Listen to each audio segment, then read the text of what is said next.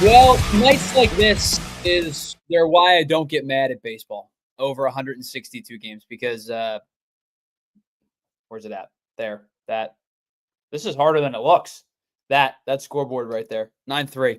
Rare rough performance from Zack Wheeler. What's up, everybody? Welcome into the PHLY Phillies Postgame Show. It is brought to us, of course, by our friends at Bet365. Whatever the moment, it's never ordinary at Bet365. Phils lose 9-3 as they split the day-night doubleheader.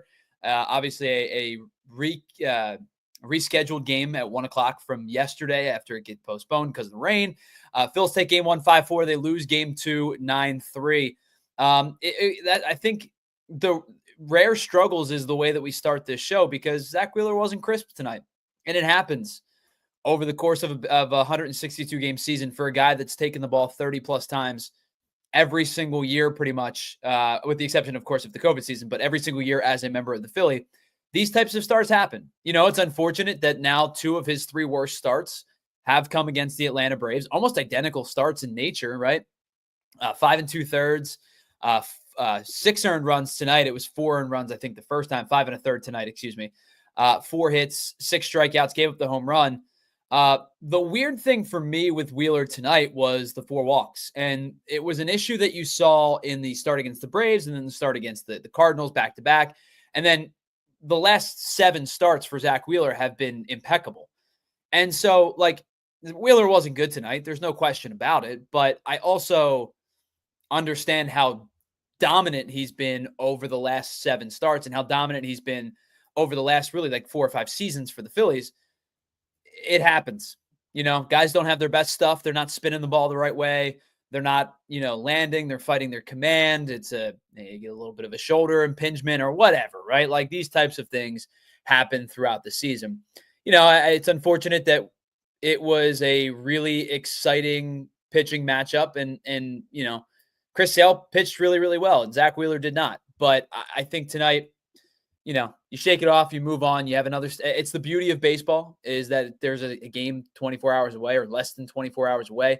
Like I said, the weird thing tonight for me was Wheeler definitely was fighting his command a little bit more than usual.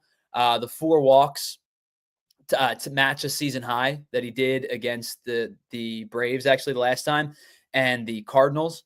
And the funny thing for Wheeler was he was in utter complete control for the first 3 innings of the game.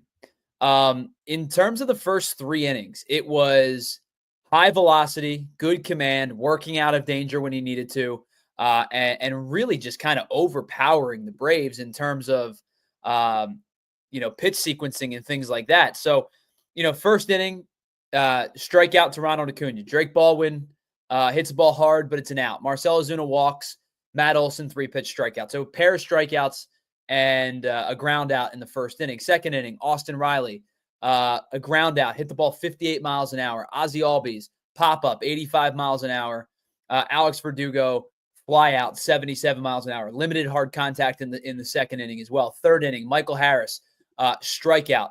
Nick Allen, strikeout. Ronald Acuna Jr., strikeout. The first 3 innings for Zack Wheeler tonight were excellent. They were Zack Wheeler-esque. He was about as crisp as he possibly could be. He was sitting 96, 97 with the fastball. Locations were, I think he missed some spots here and there. He was in the zone a lot in terms of like, obviously he pounds the zone most times, but I thought he was in the zone a little bit more than he should have been. Like I'm just kind of cycling through some of the pitch sequencing, and there's a lot, that was kind of left over the heart of the plate a little bit more tonight than usual, that type of stuff. And listen, it happens. He got away with it for the first couple of innings because the stuff is so darn good.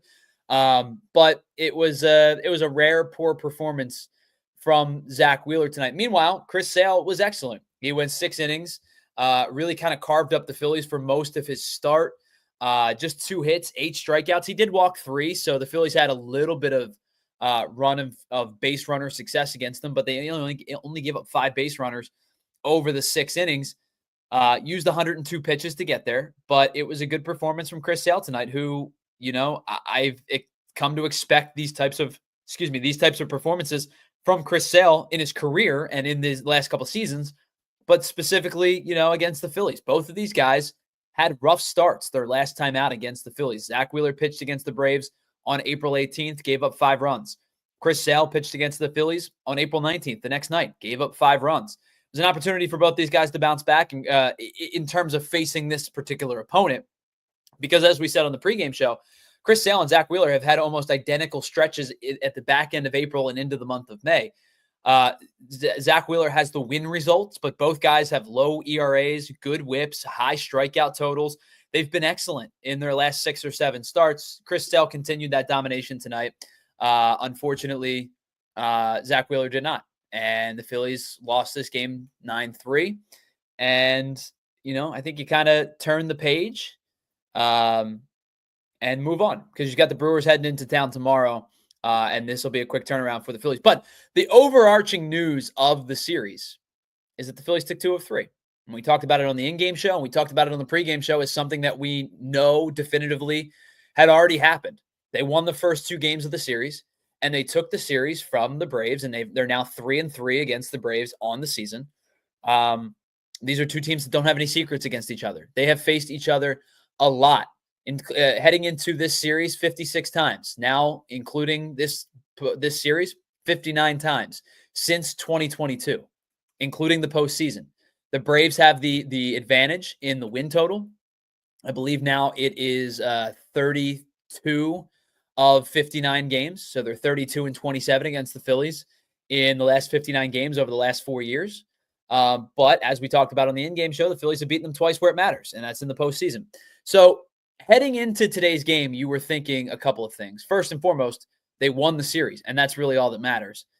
Second, you have an opportunity to sweep a division rival and really, really push them down in the division standings, because you come into this game, 10.5 games up on the Braves coming into this game, 9.5 games up coming into today, and you were throwing your ace. And, of course, you were facing Chris Sale, so it was going to be an uphill battle, but you were throwing your ace and had an opportunity to sweep the Braves.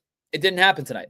So this is one of those games where I think you flush it. I think you move on. I don't think there's a whole lot of, analytical breakdown. We'll do a little bit more of that tomorrow on our hour-long PHLY, Phillies podcast.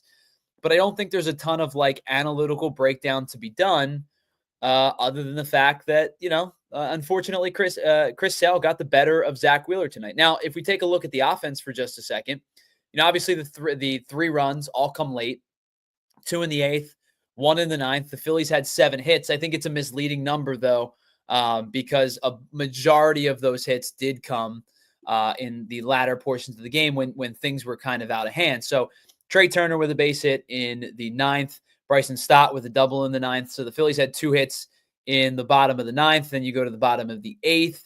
Edmundo Sosa with a base hit, Nick Castellanos with a double. So they had 4 of their, and Kyle Schwarber with a single, excuse me. So they had 5 of their 7 hits in the 8th and the 9th inning when the game was relatively out of hand at that point. It was just one of those games where the Phils didn't have it. Offensively, Chris Sale had their number. Pitching-wise, Zack Wheeler wasn't particularly strong.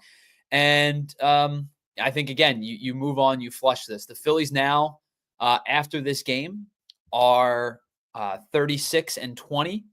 They have won a series against the Braves, which is now a series against the Braves. We're going to do this math live on the air. A series against the Braves, a series against the Athletics, the Rockies, the Pirates. So that's 4 straight. They lost to the Cardinals, so 4 out of 5. And then you go back to Cleveland, 5 out of 6. Tampa, 6 out of 7. Arizona, 7 out of 8. Washington, 8 out of 9. And Chicago, 9 out of 10. They have won 9 out of 10 series since being swept by the Mets at Citi Field in the middle portion of April. And actually, really not even the middle portion of April. It was kind of closer to the beginning portion of the month. No, I'm sorry. It was closer towards the end of the month.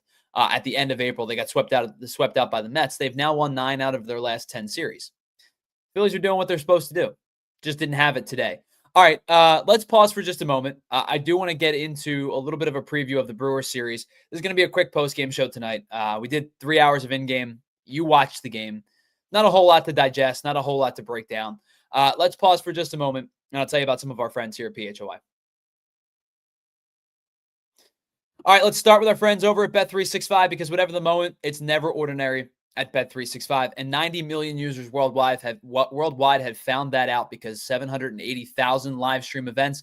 That's a whole heck of a lot of live stream events, and it's not just for your Big Four or college sports. 78 live stream and live in-game betting events across 78 sports, throughout the year. And that's how they get to their 780,000 events each and every year. I know the postseasons are winding down for both the NHL and the NBA, but with the Bet365 early payout offer, if your team at any point is up by 3 goals in the NHL, you get an instant payout on straight bets and on parlays that are marked as winners. How about in the NBA? If your team goes up by 20 at any point, same thing. Straight bets, parlays selected as winners, get instant payouts. And how about this? New customers get $150 back in bonus bets when you bet just $5, win or lose. So sign up, use the promo code PHLY365, deposit $10 and place a bet for just $5, and you get $150 back in bonus bets, whether you win or lose. You can use those bonus bets on spreads, totals, player props, futures, anything really is right in the palm of your hand. And that is why, whatever the moment, it's never ordinary at Bet365. Must be 21 and physically located in Pennsylvania. If you or someone you know has a gambling problem, please call 1-800-GAMBLER.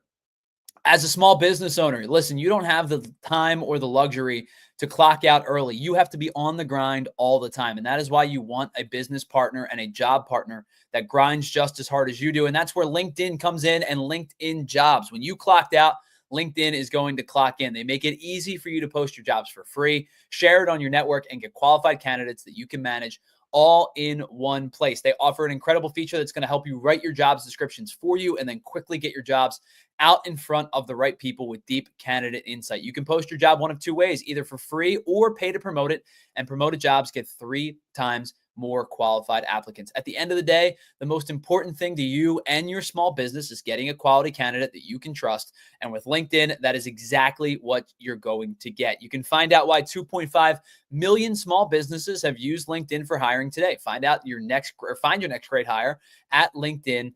And you can post your job for free at linkedin.com/Phillies. Once again, linkedin.com/Phillies to post your job for free. Terms and conditions do apply. All right, welcome back to the PHLY Phillies podcast. Just one thing of news, the PHLY Phillies Postgame Show brought to you by our friends over at Bet365. One thing of news really quickly before we get out of here. The Phillies have made a move. They have acquired left-handed reliever Josh Walker from the Toronto Blue Jays in exchange for cash considerations. Walker will be on the 40 and will report to Lehigh Valley, I assume, as early as maybe tomorrow. So just a quick blurb on Walker, who really has some awful numbers in his 27 Major League appearances over the last 3 years. 6.59 ERA across 27 and a third innings pitched. He has struck out 31, so above a strikeout per inning, but the whip is really, really high. A 1.72 whip for Walker over those 27 innings. And a majority of it comes from not just the hits that he's allowed, but he's walked 14 over 27 innings, and he's given up 33 hits. So 47 base runners over 27 and a third innings pitch. My thing with him, all right, so real quick, curveball, fastball, sinker mix. He uses the curveball 47% of the time. Here's my gripe with Josh Walker, who I just found out was a Major League pitcher 20 minutes ago. He's 6'6", and his average fastball velocity is 93. He is 6'6", 225 pounds. I'm sorry, but at 6'6", 225 pounds, you got to be throwing a little bit harder than 93 on average. I was watching just trying to watch his pitch sequencing and things like that. Like I said, loves the curveball.